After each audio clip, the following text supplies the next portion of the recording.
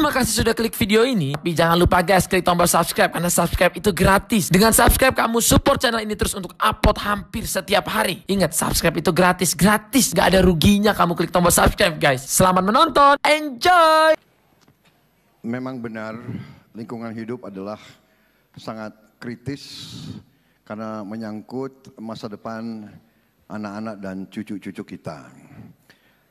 Apabila saya diberi mandat untuk memimpin pemerintah Republik Indonesia, saya akan tentunya menegakkan hukum, law enforcement, penegakan hukum harus dilaksanakan dengan tegas terhadap perusahaan-perusahaan yang tidak melaksanakan ketentuan-ketentuan.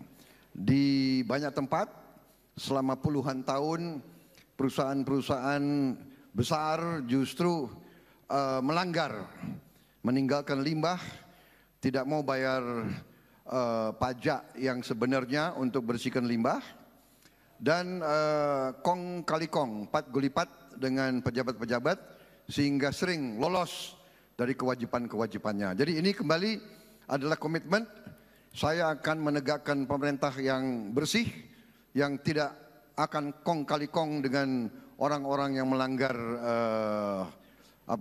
yang melaksanakan pencemaran lingkungan. Kemudian sebagai contoh saya akan pisahkan Menteri Kehutanan kok dijadikan satu sama lingkungan hidup. Ya, yang satu KLH harus mengawasi Menteri Departemen Kehutanan. Kok jadi satu? Jadi ini segera akan kita pisahkan sehingga KLH akan benar-benar menegakkan masalah lingkungan hidup, tidak jadi satu. Ya, ini sering menjadi masalah. Kemudian juga izin-izin akan kita perketat, AMDAL harus dilaksanakan, tidak ada jalan-jalan pintas untuk AMDAL yang sangat cepat.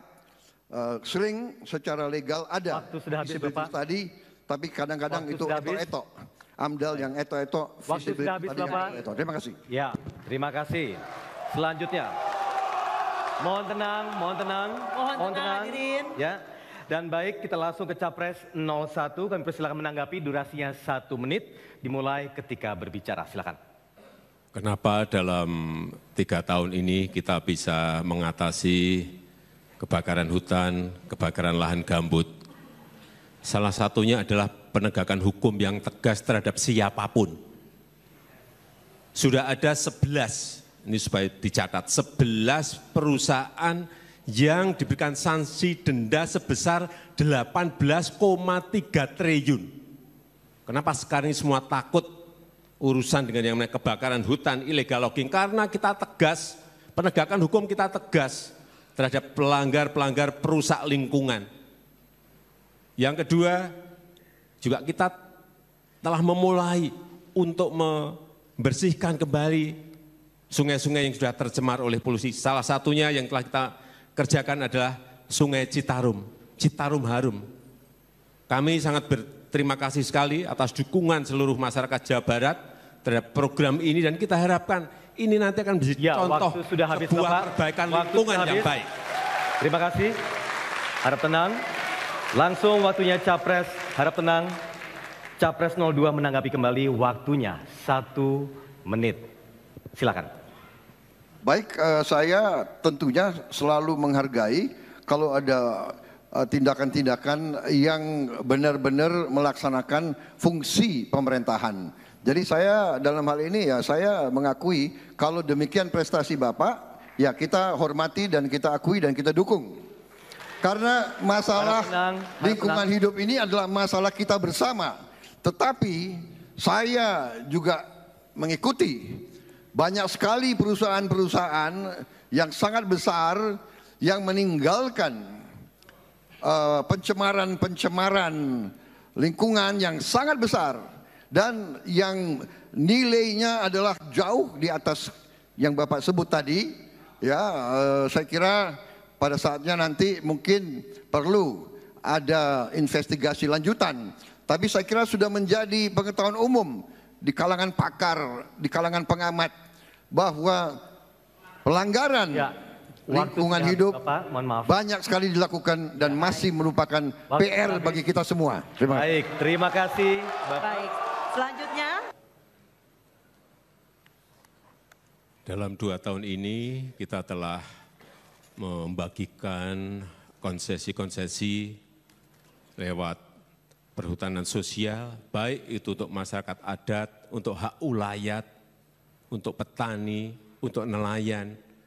Yang 2 tahun ini telah kita bagikan konsesi sebesar 2,6 juta hektar dari 12,7 yang kita siapkan. Kita juga mendampingi mereka agar tanah-tanah yang sudah kita berikan ini menjadi produktif. Ada yang mereka tanami kopi, ada yang mereka tanami buah-buahan, ada yang mereka tanami jagung, banyak. Artinya tidak hanya memberikan konsesi lahannya saja, tetapi juga mendampingi mereka agar tanah-tanah itu produktif. Dalam 2 tahun ini kita juga telah membagikan sertifikat 2017 telah kita bagikan 5 juta sertifikat kepada rakyat di bawah. 2018 telah kita bagikan lebih dari 7 juta sertifikat. Untuk apa ini sebetulnya? Agar mereka memiliki hak hukum atas tanah yang mereka miliki. Hak hukumnya jelas, yaitu lewat sertifikat tadi. Dan dengan sertifikat ini mereka bisa gunakan untuk jaminan, untuk agunan, mengakses permodalan ke bank. Sisi hak hukumnya ada, sisi akses ke sektor keuangan juga mereka memiliki. Inilah pentingnya redistribusi aset reforma agraria yang ini akan terus kita kerjakan. Target kita seperti tadi yang sudah saya sampaikan 12,7 ini harus terdistribusi kepada masyarakat. Sudah habis, bukan Bapak. untuk yang gede-gede, bukan untuk yang gede-gede. Sudah habis, Bapak. Kami punya pandangan strategis yang berbeda. Yang dilakukan Bapak Joko Widodo dan pemerintahnya menarik dan populer untuk 1-2 generasi.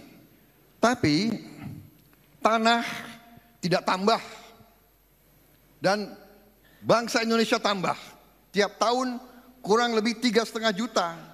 Jadi kalau Bapak bangga dengan bagi 12 juta, 20 juta, pada saatnya kita tidak punya lagi lahan untuk kita bagi. Jadi bagaimana nanti masa depan anak cucu kita? Ya, jadi kami strateginya berbeda. Kami strateginya adalah Undang-Undang Dasar 1945 Pasal 33. Bumi dan air dan semua kekayaan alam yang terkandung di dalamnya dikuasai oleh negara. Baik, waktunya habis. Rakyat Indonesia yang saya cintai, pembagian yang tadi sudah saya sampaikan hampir 2,6 juta itu adalah memang agar produktif. Dan sekali lagi kita tidak memberikan kepada yang gede-gede. Saya tahu Pak Prabowo memiliki lahan yang sangat luas di Kalimantan Timur. Mohon maaf.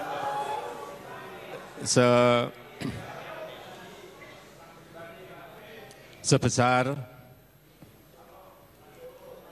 220.000 hektar. Juga di Aceh Tengah 120.000 hektar. Saya hanya ingin menyampaikan bahwa pembagian seperti ini tidak dilakukan masa pemerintahan saya. Baik, masih ada waktunya, Pak. Baik, waktunya habis. Kita berikan tepuk tangan. Tolong berikan apresiasi dulu, ayo. Harap tenang, harap tenang. Oke, tanggapan Capres nomor 01.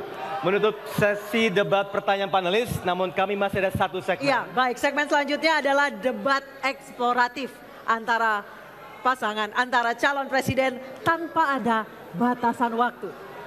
Tetaplah bersama kami di debat kedua, calon presiden 2010.